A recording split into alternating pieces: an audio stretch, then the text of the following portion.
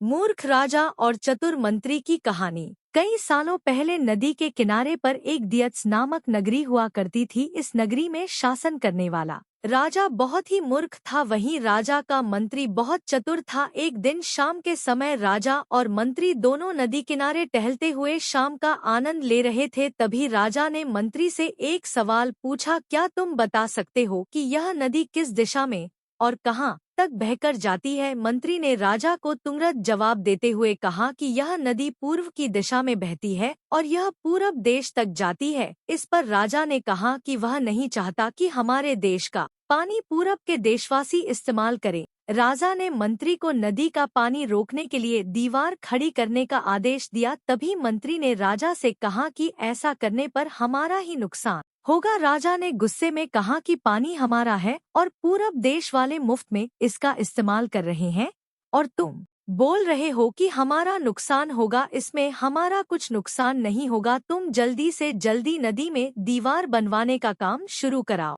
मंत्री राजा की आज्ञा का पालन करते हुए कारीगरों को बुलाता है और नदी के पास दीवार बनवाने का काम शुरू करवा देता है। नदी में दीवार बनाने का काम तेजी से चलने लगा और कुछ दिनों में दीवार बनकर तैयार हो गई। यह देखकर राजा बहुत प्रसन्न होते हैं, परंतु उनकी मूर्खता के कारण कुछ दिन बाद जब बारिश का मौसम दस्तक देता है तो नदी का पानी पूरे गांव में भरने लगता है। धीरे धीरे पानी लोगों के घरों में घुसना शुरू हो जाता है। इससे परेशान होकर सारे नगरवासी एकत्रित होकर मंत्री के पास आते हैं। मंत्री उन्हें आश्वासन देता है कि वह इस समस्या का हल ढूंढ निकालेगा। लोगों की परेशानी सुनकर मंत्री समाधान निकालने के लिए एक योजना बनाता है। उन्होंने राजमहल में समय को बताने के लिए घंटा बजाने वाले शख्स को इसमें शामिल किया। वह समय के अनुसार घंटा बजाता था, जिससे लोगों को समय पता चलता था। मंत्री ने उसे कहा कि आज तुम प्रति घंटे की बजाय हर आधे घंटे में घंटा बजाना। उस आदमी ने मंत्री ने जैसा कहा वैसा ही किया। इससे जब सुबह के 3 बज रहे थे तो उसने 6 बार घंटा बजाया। 6 घंटे सुनकर राजा और सभी नगरवासियों को लगा कि 6 बज गए हैं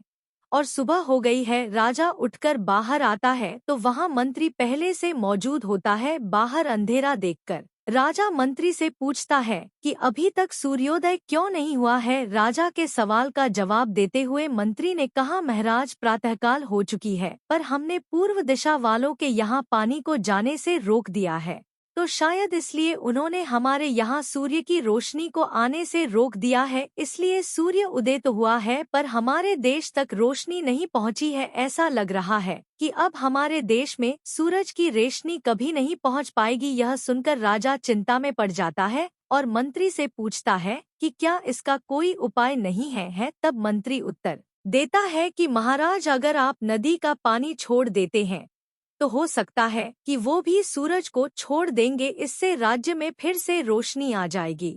राजा मंत्री को तुरंत नदी की दीवार तुड़वाने का आदेश देता है। मंत्री कारीगरों को नदी पर ले जाकर उन्हें दीवार तोड़ने के लिए कहता है। कुछ घंटों में कारीगरों ने दीवार गिरा दी और तब तक सूरज के निकलने का समय भी हो गया था। सूर्य उदय हो गया। सूर्य की लालिमा देखकर राजा बहुत खुश हुआ और मंत्री को इनाम देने की घोषणा की। राजा ने मंत्री की तारीफ करते हुए कहा कि तुम्हारे कारण हमारे राज्य में फिर से सूर्य उदय हो पाया है और तुमने हमारे राज्य को अंधकार से बचाया है। इसके बाद मंत्री कहता है कि महाराज, यह तो राज्य के लिए प्रति मेरा फर्ज था। कहानी से सीख कभी भी दूसरों का बुरा नहीं करना चाहिए और नहीं उनकी तरक्की देखकर उनसे जलन की भावना रखनी चाहिए।